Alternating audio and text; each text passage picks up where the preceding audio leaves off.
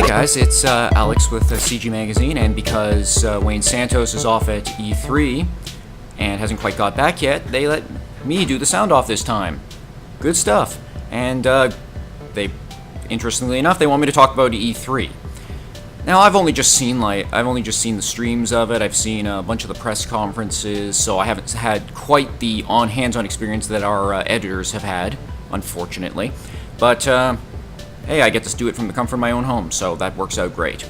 Looking at E3 this year, looking at the three conferences, I definitely thought Nintendo had the most interesting setup. I mean, everybody loves that little fight between the two heads, but you know, I'm not really feeling the hype this year. Just not really feeling too interested in what they've got there. We had a lot of stuff that we already knew about. We had stuff like Destiny. We had stuff that had been sort of leaked and hinted at already, like Bloodborne. We had a couple other stuff. Nintendo had a few cool things. You had that weird Hyrule Legends game. Not Hyrule Legends, Hyrule Warriors, the Dynasty Warriors style Zelda game, and I have no idea what I'm going to make of that. Seems like a weird game, but overall I just kind of felt like there was nothing that wowed you, and people, especially after last year where they had that just disastrous Xbox One presentation where they talked about everything but video games, I think the expectations were a little too high, and I think with E3 the expectations are just in general too high. We see this big event every year where we expect these new great games to come out and wow us. We expect them to be these fantastic game-shattering things, and we just don't get that. We just don't have something that lives up to our expectations, and we can't.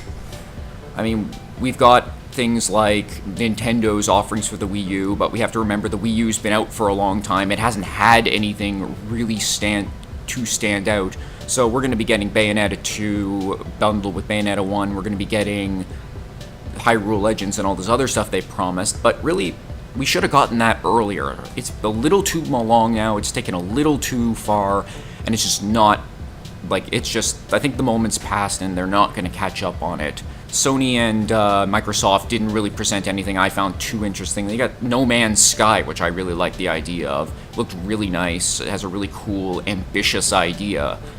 But just the trailers aren't going to sell it for me. I have to actually see something more substantial. I have to actually see something more, and they just don't seem to be offering that. It's just all cinematic trailers and a bit of gameplay, and I just want to see more before I get really excited about it. Maybe I'm just an old man at this point. Maybe E3 is just not... Maybe I'm just too critical of E3, but it really doesn't seem like it's ever going to reach the heights we expect of it, given how much attention we put on it.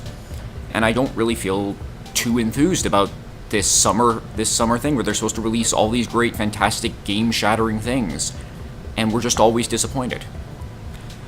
But I don't know. I'll just probably wait to see if Dragon Age Inquisition is any good and just hopefully is not worse than Rise to Power.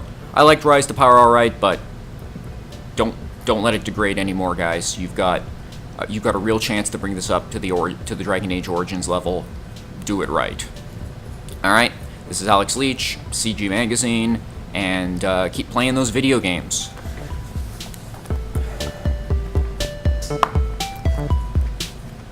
Man, I have beady eyes. Beady eyes.